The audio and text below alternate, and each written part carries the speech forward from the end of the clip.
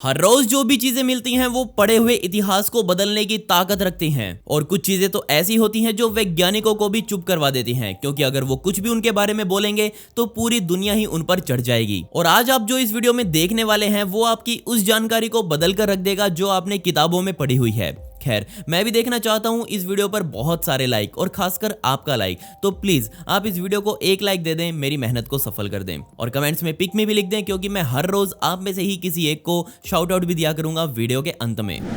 अक्टूबर 2020 में इजराइल के इतिहासकारों ने बेयर शेवा में अपना 3 साल पुराना प्रोजेक्ट पूरा किया और जो चीज उन्हें वहां मिली वो सच में बहुत कमाल की थी। जी हां, उन्होंने यहां दावा किया कि उन्हें एक वर्कशॉप मिली है जो तकरीबन 6500 साल पुरानी है और उस समय इसमें तांबे को पिघलाकर अलग अलग चीजें बनाई जाती थी। लेकिन ये कैसे संभव हो सकता था, क्योंकि जितना हम जानते हैं उस हिसाब से तो ये सब तकरीबन 2500 से 3000 सालों पहले दुनिया में शुरू हुआ था। यहाँ के वैज्ञानिकों का मानना है कि इस जगह पर दुनिया की सबसे पहली भट्ठी भी मौजूद है। ये पूरी भट्ठी टिन से बनाई गई थी और उसमें आज भी पिघले हुए तांबे के निशान मौजूद हैं। इस क्षेत्र के आसपास बहुत बड़ा तांबे का भंडार मौजूद है, जो इस बात को कहीं ना कहीं सच भी साबित करता है। लेकिन इस वर्कशॉप में तांबा वादी फेनन से लाया जाता था, जो कि आज के समय में जॉर्डन देश में मौजूद है और इस वर्कशॉप से तकरीबन 60 मील दूर। जरा सोचकर देखिए, 6500 साल पहले भी इंसानों को उस तरह की प्लानिंग करनी आती थी जो हम आज भी करते हैं।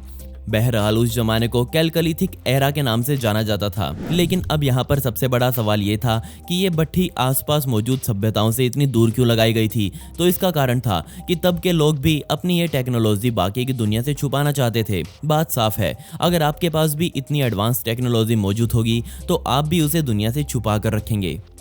इजिप्ट में बना सकारा पूरी दुनिया के इतिहासकारों के लिए मनपसंद जगह रहा है, क्योंकि यहाँ से ऐसी ऐसी चीजें निकाली गई जिन पर पूरी दुनिया का ध्यान गया। लेकिन कोई भी इन 50 लकड़ियों के बने ताबूतों के जितनी हैरान कर देने वाली नहीं थी। जनवरी 2021 में इन्हें बाहर निकाला गया था, लेकिन जांच करने पर यह सामने आया कि ये तकरीबन 3600 साल पहले दफनाई गई थी। असल में सकारा एक पूरा शहर हुआ करता था और एक समय पर तो ये पुराने इजिप्ट की राजधानी मानी जाती थी। लेकिन वैज्ञानिक मानते हैं कि सकारा शहर 2500 सालों पहले बसाया गया था, जिसका मतलब ये था कि इससे भी पहले इजिप्ट में रहने वाले लोग इसे कब्र गृह माना करते थे। जो ताबूत यहाँ से निकाले गए उसमें हर तरह के इंसान मौजूद थे। जी हाँ, ऊंचे पदों पर तैनात लोग भी और मजदूर भी। इनमें से एक सैनिक की भी मम्मी यहाँ पर मौजूद थी, जिसके अंदर उस सैनिक की तलवार भी रखी हुई थी।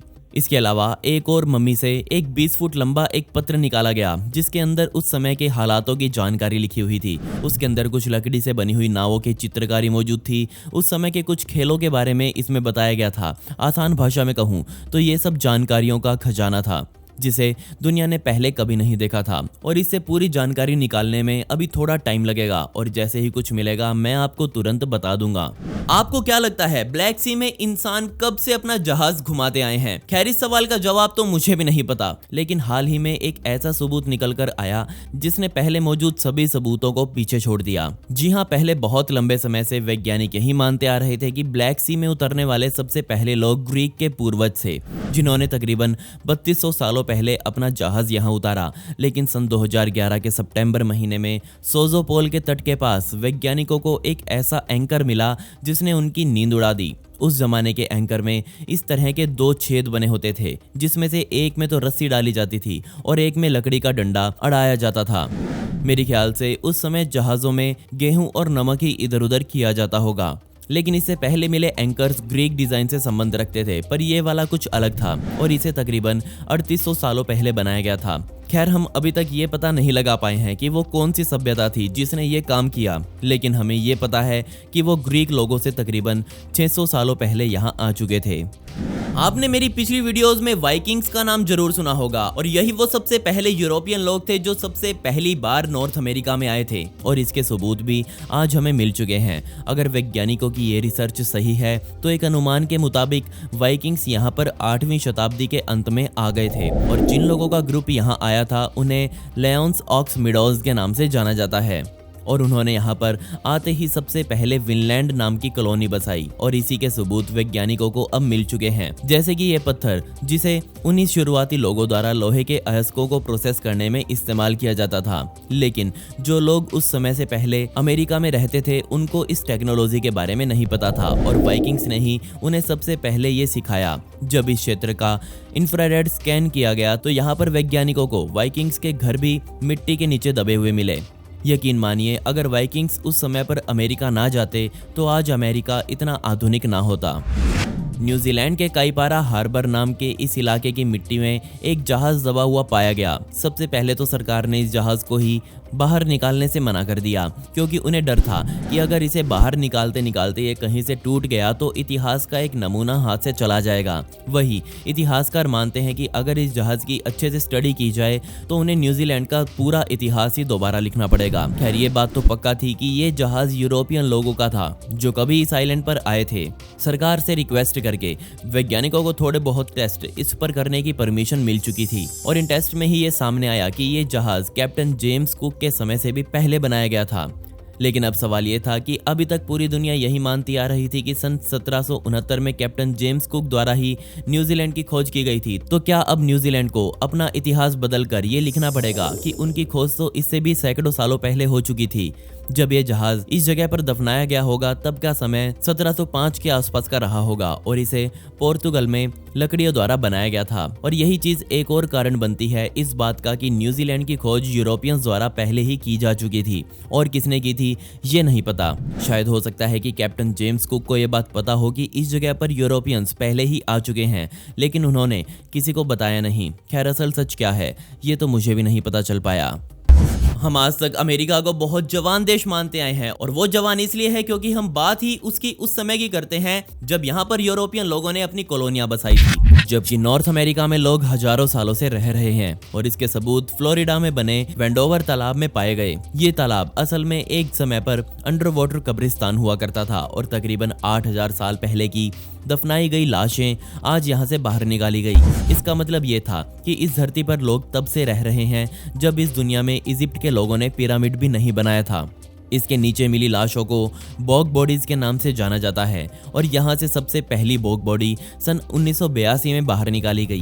कमाल की बात यह थी कि यहाँ मौजूद सभी लाशों पर पीठ चढ़ा हुआ था, जिससे ये सभी लाशें अभी तक सुरक्षित थी। इस पीठ ने बॉडीज को बचाने में इतना अच्छा काम किया कि वैज्ञानिकों को यहाँ पर कुछ ऊनी कपड़े भी मिले जो इन लाशों पर चढ़े हुए थे। वहीं उनकी हालत भी काफी सही थी। जब इन लाशों का डीएनए टेस्ट किया गया तो ये सामने आया कि इनका डीएनए कुछ साउथ एशियन लोगों से मिलता है। इस जगह पर सैकड़ों सालों तक ऐसे ही लाशें दफनाई जाती रही। अब ये कौन सी परंपरा थी कि लाशों को एक ही जगह पर दफनाना है, ये मुझे भी समझ नहीं आया। लेकिन मेरे मन में एक सवाल ये उठ रहा है कि क्या अमेरिका पहले एशियन लोगों का घर हुआ करता था? खैर, वेंडोवर तालाब में मिले ये सबूत तो इसी का प्रमाण देते हैं। आपको क्या लगता है इस दुनिया के शुरुआती इंसानों ने अपने दिमाग में सोच विचार करना कब शुरू किया होगा और कैसे उन्होंने इतना सोच विचार कर पत्थरों से टूल बनाने का आइडिया निकाला होगा? खैर, ये सवाल वैज्ञानिकों को बहुत लंबे समय से परेशान करता रहा है, लेकिन मेरे पास एक ऐसी चीज मौजूद है जो शायद इस सवाल का जवाब दे सकती है। जी हाँ, ये है मोलस्क शेल।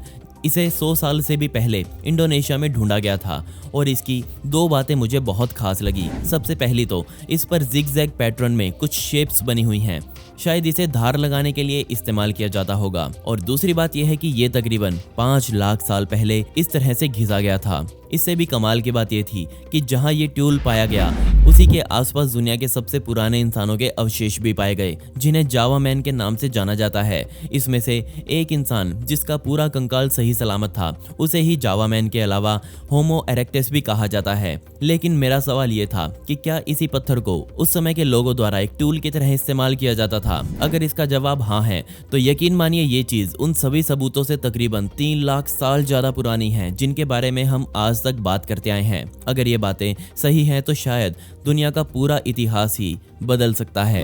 खैर, P3 वीडियो का शाउट आउट की तो अचूमी द लास्ट को and comment pick me to get a shout out next video. आपको ये वीडियो कैसी लगी कमेंट्स में वो भी बता दें। मिलते हैं अगली वीडियो में। ये वीडियो देखने के लिए धन्यवाद।